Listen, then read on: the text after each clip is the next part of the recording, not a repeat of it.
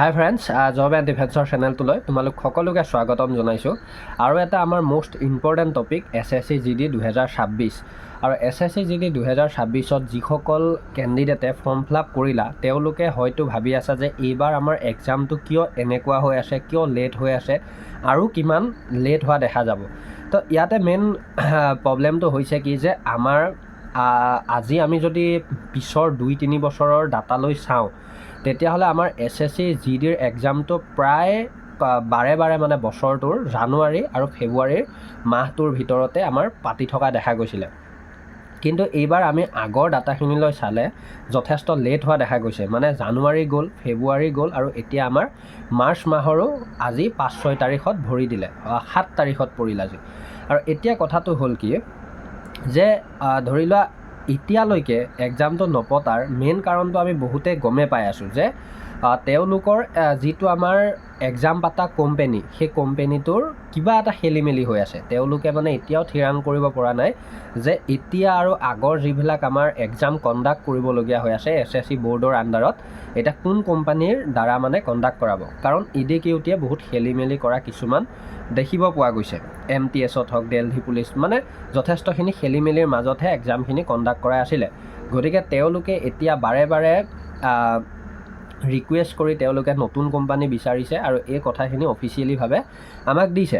কিন্তু এতিয়া কথাখিনি হ'ল কি যে চোৱা, আমাৰ যিকোনো এটা বস্তু যেতিয়া লেট হোৱা দেখা যায়, এই লেটটো অলপ টাইমৰ কাৰণে দেখা নাযায়। মানে মই এইটো কথাই ক'ব বিচাৰিছোঁ, এতিয়া তোমালোকে বহুত হিন্দী চেনেল পাই যাবা বা হয়তো বহুত অসমীয়া চেনেলতো পাই যাবা কৈ আছে যে আমাৰ মাৰ্চ মাহত এক্সামটো কণ্ডাক্ট কৰাব। ফাৰ্ষ্ট কথাটো হ'ল কি আমাৰ অফিচিয়েলিভাৱে কোনো ডাটাই অহা নাই যে মাৰ্চত কণ্ডাক্ট কৰাবনে, নে তাতকৈ দেৰি হ'ব নে তাতকৈ সোনকালে হ'ব।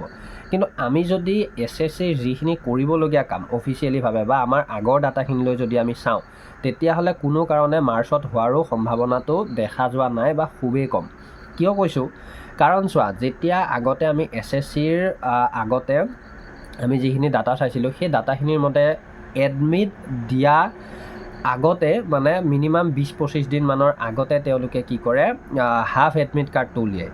মানে হাফ এডমিট কাৰ্ডটো মানে কি যে যিখিনি ফাৰ্ষ্ট ডেটত থাকিব মানে এক্সামটো, তেওঁলোকৰ 4 দিনৰ আগত যে ফুল এডমিটখন আহি যাব বা চেণ্টাৰটোৰ কথা যে গম পাব, সেই কথাখিনি তেওঁলোকে 20 দিনৰ আগত মানে জনাই দিয়ে।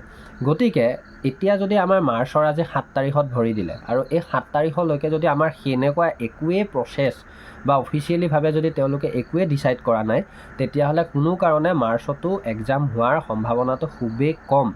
গতিকে এই এক্সামটো গৈ মই এইটো নকওঁ যে এপ্ৰিলতো 100% হ'ব বা এপ্ৰিলত ইমান তাৰিখে হ'ব।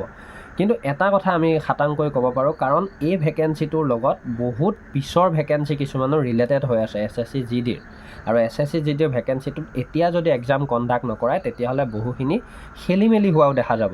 গতিকে এতিয়া মানে মাৰ্চত নহ'লেও আমাক যিকোনো প্ৰকাৰে তেওঁলোকে হয়তো 10-12 তাৰিখৰ ভিতৰত বা তাৰ পিছত 2-এদিন পিছত হয়তো আমাক অফিচিয়েলিভাৱে সম্পূৰ্ণ আপডেট দি দিব যে ইমানৰ পৰা এক্সাম কণ্ডাক্ট হ'ব বা এনেকৈ হ'ব তেনেকৈ হ'ব, এইটো এজেঞ্চিয়ে কণ্ডাক্ট কৰাব।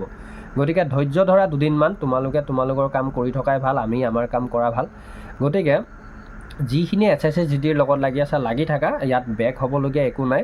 তোমালোকক মই এইটো আপডেট এটা দিহে দিছোঁ যে সমস্যা একো নাই। আৰু বহুতে সুধি আছে মোৰ গ্ৰুপৰ ফালৰ পৰা যে দাদা এই নটিচটো যে আহিছে কি বুজাইছে?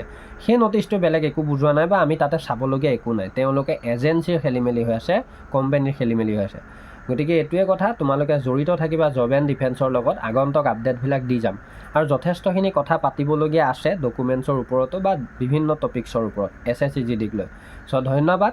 জয় আই অসম। পাৰিলে অলপ শ্বেয়াৰ কৰি দিবা। ধন্যবাদ।